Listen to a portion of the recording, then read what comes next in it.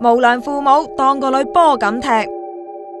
跟住就嚟幾日咧，佢就唔聽話啦，開始嚟幾日就偷錢，就鎖門唔開門，就搞到咧就即係我好啦。6歲嘅維維舊年7月至翻落嚟同家人團聚，但係重男輕女嘅父母就唔多中意佢啦。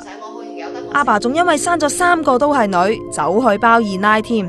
可憐嘅維維一出世就俾人送翻大陸，不過3歲嗰時養父死咗，養母認為維維陀衰家，又唔要佢，維維變成人球咁被踢到深圳，由外公外婆湊。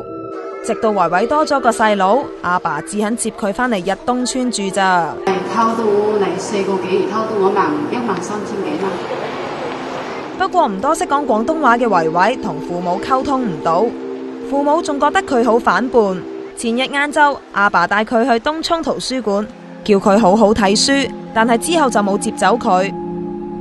個頭瘀咗嘅佢喺商場行咗4個鐘至俾警察見到，佢父母涉嫌虐兒同埋疏忽照顧被捕，但係佢哋似乎仲未知錯啊，又打算將維維送返大陸俾人湊。